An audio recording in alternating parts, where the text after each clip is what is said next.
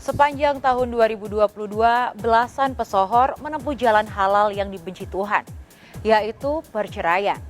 Sebut saja Dewi Persik, Ola Ramlan, Natalie Holscher, dan Roro Fitria sudah resmi menyandang status janda. Sementara Nadia Mulya yang sudah 17 tahun menikah dengan Dastin Mirjaya masih berjuang di Pengadilan Agama Jakarta Selatan.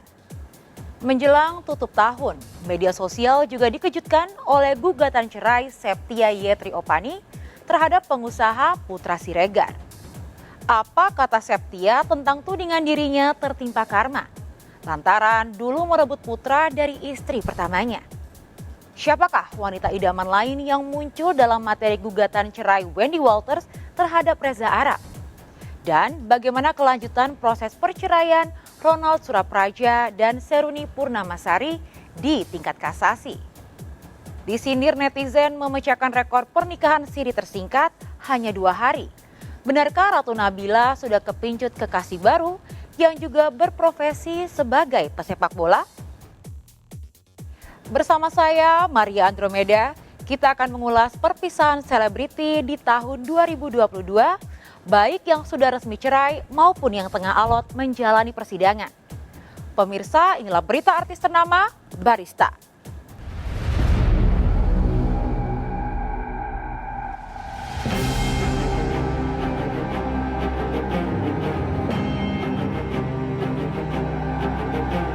Pemirsa, tahun 2022 seolah menjadi tahun kelam bagi rumah tangga pasangan sejumlah selebriti. Pasalnya, pasangan selebriti ini tak mampu melewati badai pernikahan hingga akhirnya memilih menyelesaikan konflik rumah tangganya di pengadilan. Sejumlah selebriti yang bercerai di antaranya Nadia Mulya dan Dastin Miraja, Ronald Surapraja dan Seruni, Reza Arab dan Wendy Walters, Natalie Holscher dan Sule. Yang teranyar di penghujung tahun 2022, publik dikejutkan dengan kabar perceraian pasangan pengusaha ponsel Putra Siregar dan Septia Yetri Opani. Kamis 28 Desember 2022, Septia mendatangi Pengadilan Agama Jakarta Timur untuk mendaftarkan gugatan cerai. Hingga kini, Septia seolah enggan membeberkan alasan dirinya menggugat cerai Putra. Namun kabar yang beredar, alasan Septia menggugat cerai Putra lantaran hadirnya orang ketiga. Lantas siapa wanita idaman lain yang menjadi penyebab hancurnya rumah tangga Putra dan Septia? Klien saya, Mbak Septi, sebenarnya selama ini cukup memendam mungkin ya. Cukup memendam permasalahan-permasalahan yang ada di dalam rumah tangganya, sehingga ya puncaknya kemarin Mbak Septi meminta kita sebagai kuasa hukum untuk mendaftarkan gugatan perceraian. Kalau itu saya belum bisa bicara banyak karena itu menjadi pokok dari permasalahan nanti di materi persidangan gitulah. Yang jelas kan kita tinggal menunggu undangan atau jadwal pasti dari Pengadilan Agama kapan dimulainya agenda sidang atau mediasi pertama. Itu aja.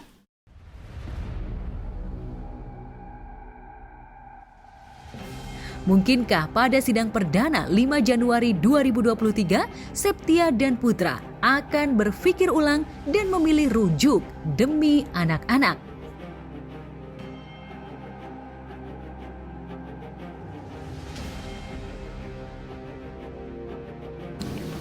Kalau sampai saat ini komunikasi dengan saya Mbak Septi belum sampai ke arah sana. Belum sampai ke arah sana. Mbak Septi tidak mengalami KDRT. Tidak mengalami KDRT. Saya rasa juga Putra Siregar bukan orang yang seperti itu ya.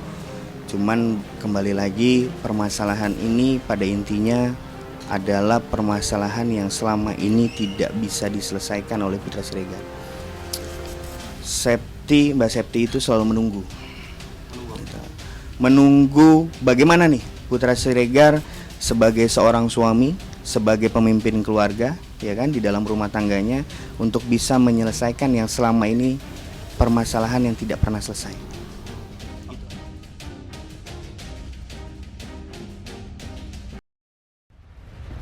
Gugatan cerai Septia mencuatkan bola panas yang menggelinding liar di media sosial.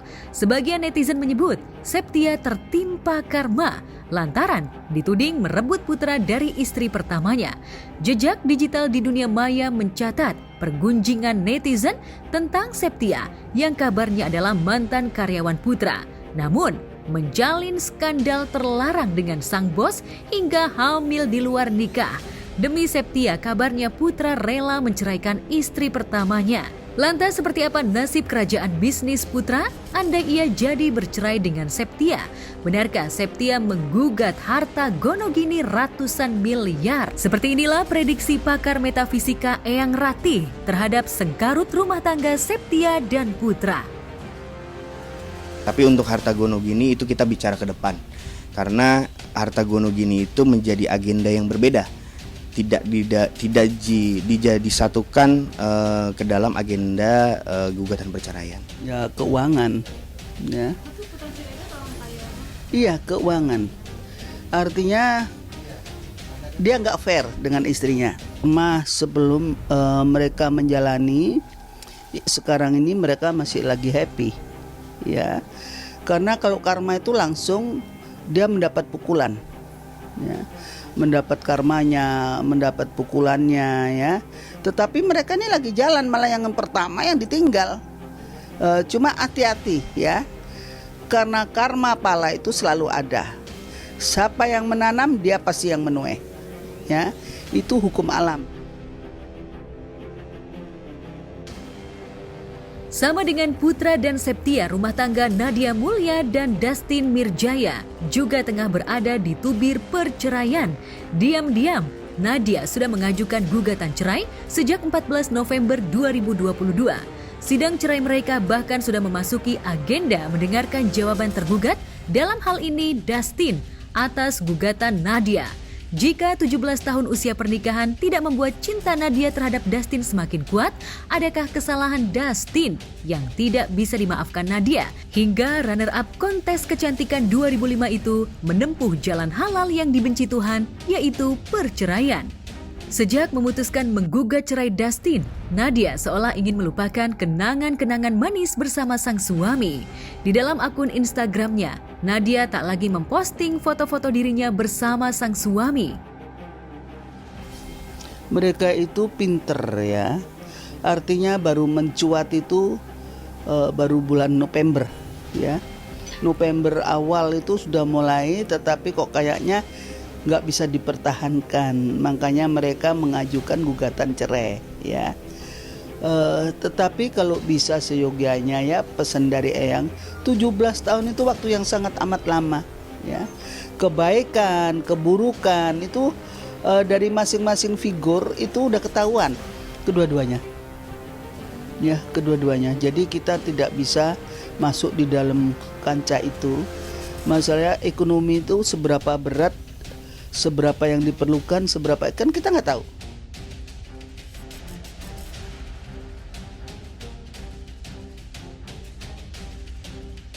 Sama halnya dengan Nadia dan Dustin, rumah tangga Ola Ramlan dan Aufar Hutapea yang sudah berjalan 10 tahun harus berakhir dengan perceraian. Juni 2022, Ola dan Aufar resmi bercerai. Ya, meski sudah bercerai, namun Ola dan Aufar tetap menjalin hubungan baik. Bahkan santer terdengar jika keduanya akan kembali rujuk. Lalu mungkinkah tahun 2023 Ola dan Aufar akan memilih kembali bersama dalam ikatan pernikahan? Semuanya yang menilai hanya Yang Maha Kuasa. Saya di sini sebagai manusia hanya menjalani aja yang menurut saya, perasaan saya yang terbaik buat hidup saya dan anak-anak saya. Daripada kita bersama tapi malah berantakan, lebih baik kita berpisah tapi rukun damai. Kalau mami terluka, lo karakter orangnya kan straightforward. Will you get back with the same cycle? Yes or no? Kalau pertemanan iya, kalau percintaan I don't know. Kepercintaan susah ya?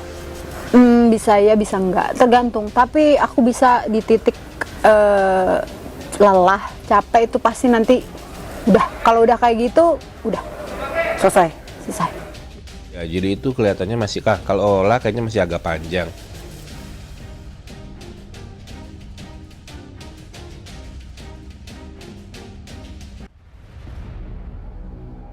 November tahun 2002 juga menjadi tahun memilukan bagi Wendy Walters. Pasalnya Wendy tak menyangka jika rumah tangganya dengan Reza Arab yang baru seumur jagung harus berakhir dengan perceraian. Wendy memutuskan menggugat cerai Reza lantaran Reza diketahui memiliki wanita idaman lain. Tak terima jika dirinya dihianati, Wendy memilih menggugat cerai di Pengadilan Agama Jakarta Utara. Gagal, ya memang udah tidak bisa. Upaya damai nggak sih dari Arab barusan? Nggak ada sama sekali. Sama-sama udah nggak mau. Apa yang dikatakan sama Reza? Nggak ada obrolan. Dingin sih, saya dingin sih. Mediasinya udah gagal, terus kayak lanjutannya malah yang saja. Upaya dari kalian untuk memperbaiki rumah tangga ada nggak sih, Bang? Banyak, nggak cuma dari saya, dari dia juga ada. Cuman ya memang nggak bisa, memang nggak bisa aja. Rumah tangga, Wak, apalagi mau gimana? Namanya udah dicoba nggak bisa, gitu.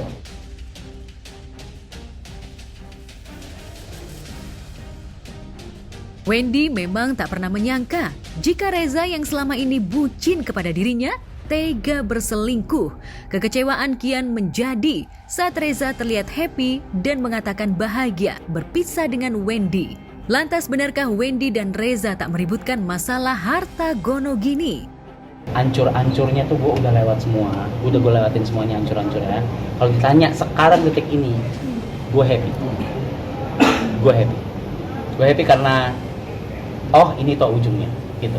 Jadi udah bukan ngawang-ngawang lagi. Gimana ya, bakal apa, tapi ya akhirnya gue tahu ini ujungnya. Dan ya I wish her the best in life. Nggak ada sama sekali, nggak ada. Yang penting kayak udah bisa, aku hidup aku sendiri, dia hidup dia sendiri, jadi kayak udah beres gitu aja. Baik, pembagian. Ini memang mereka masuk fase yang dikatakan amat sangat sulit ya, dilema. Dua pilihan antara ini jadi dan tidak. Sebetulnya kedua belah pihak ini masih sangat saling menyayangi ya. Tetapi yang cewek tentunya dia nggak mau dong dengan wanita idaman lain ya, gondok ya tentunya ya. Tetapi si Wendy tentu tetap bertahan. Makanya sidangnya pun ditunda. Seperti ini kan udah biasa kalau dalam kalangan artis ya. Tetapi kan mereka mempunyai hati nurani ya. Karena sama-sama mereka saling mencintai apa-apa, tentunya ya masih ingin mempertahankan meskipun mungkin dia mempunyai wanita idaman lain ya. Tetapi kalau tidak bisa dipertahankan mungkin Februari mereka sudah tuntas. Ya, tetapi ini kita ngelihat di bulan Januari nih, karena masih gonjang-ganjing gitu loh. Karena beberapa kali ada yang mediatori ya, agar mereka jangan beginilah, jangan begitulah. Ya mereka sudah agak reda sebetulnya. Tetapi yang bikin panas itu para netizen gitu.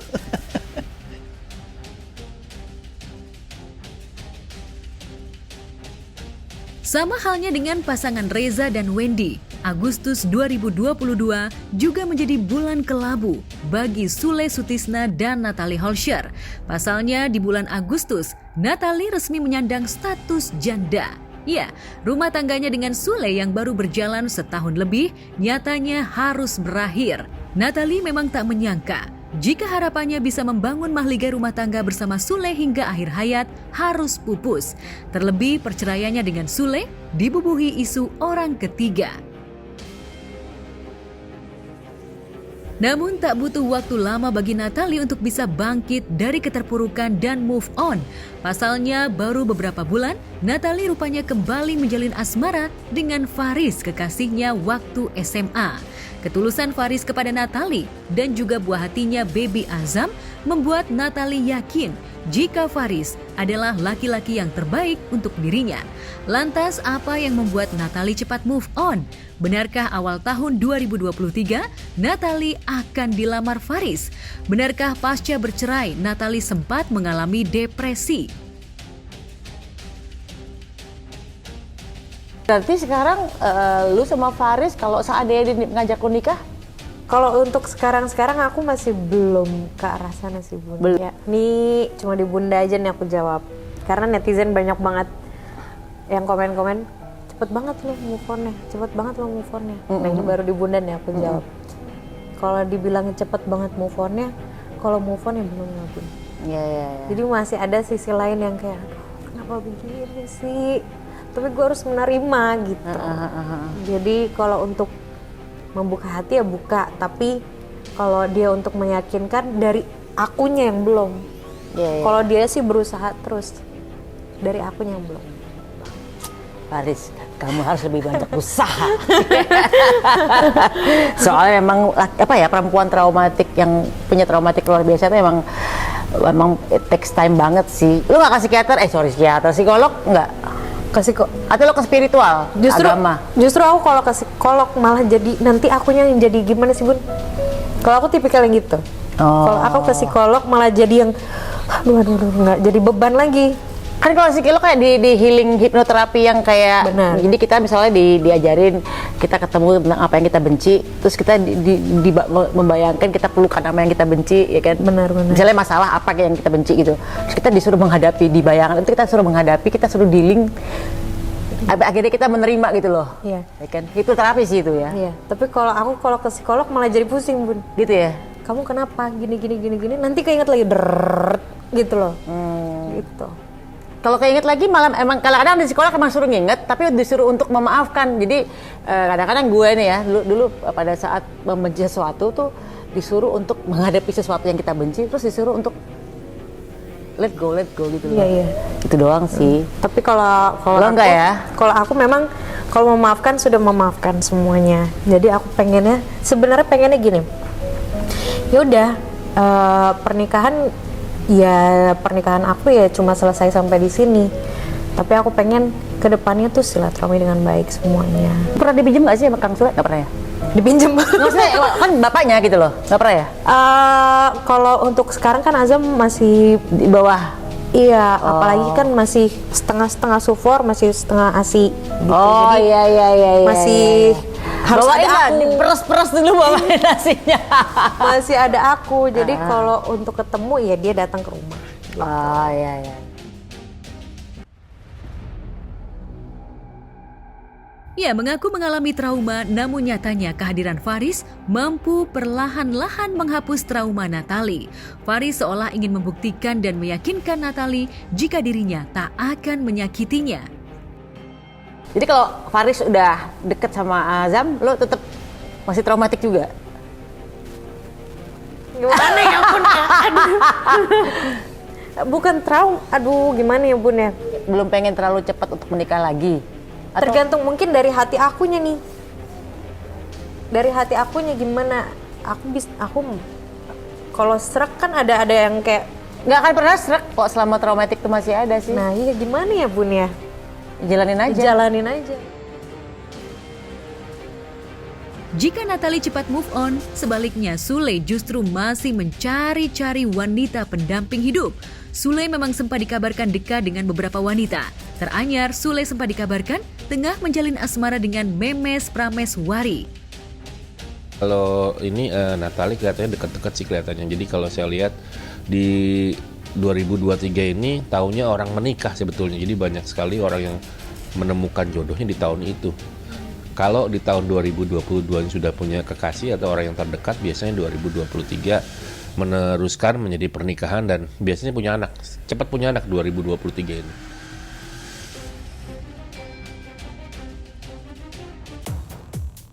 Lantas benarkah asmara Natali dan Faris akan berakhir di pelaminan pada tahun 2023? Benarkah tahun 2023 Sule akan menemukan tambatan hatinya?